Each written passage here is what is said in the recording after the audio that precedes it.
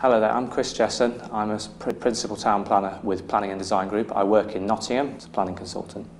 My idea of what town planning entails is looking out at the world, the places in which we live, we work, we play, we go out and enjoy ourselves. What is good, what is bad about those places? What can we do to improve them? What can we do to change them for the better of society? That's the main motivation for me as to how I got into planning. When I left University of Sheffield, I graduated in 2011. I started as a graduate planner. I started as a planner and I've worked my way up to principal as of 2017.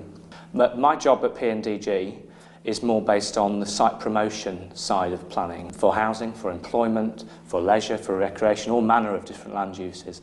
When I was at school, I think it's fair to say that I bloomed later in life.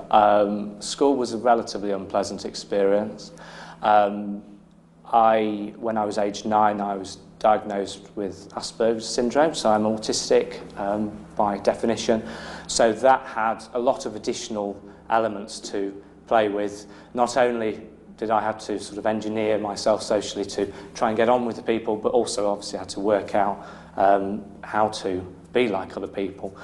When I went to sixth form, I'd already made the decision I wanted to be a town planner. The actual point at which that became clear to me was at the age of 12.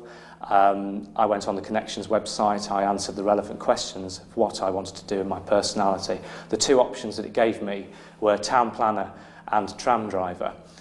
So very well matched to everything that I'd wanted to do. It was music to my ears, really. I studied English literature, geography, history and ICT at A-level, and I pursued all bar history for the A2 level, and applied here to the University of Sheffield as my preferred choice to do urban studies and planning.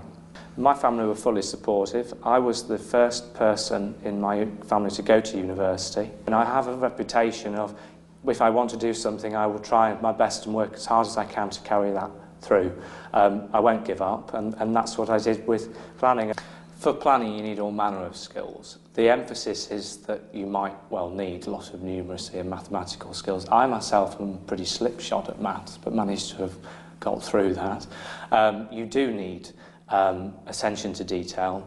You do need to be quite a visual learner and actually respond to sort of what's called the spatial environment. So you need to understand how people interact with places and spaces and have an eye for what does and doesn't work in that.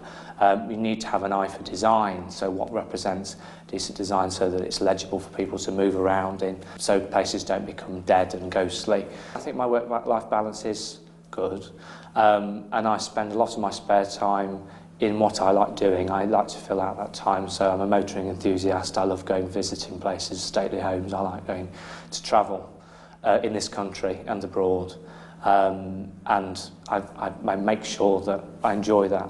I've always said I want to remain in planning consultancy.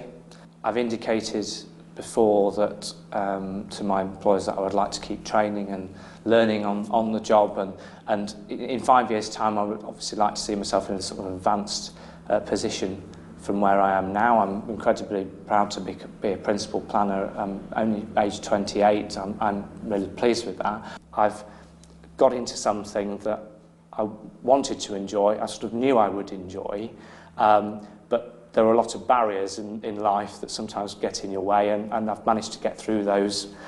It's taken a long time, but I think I've made it.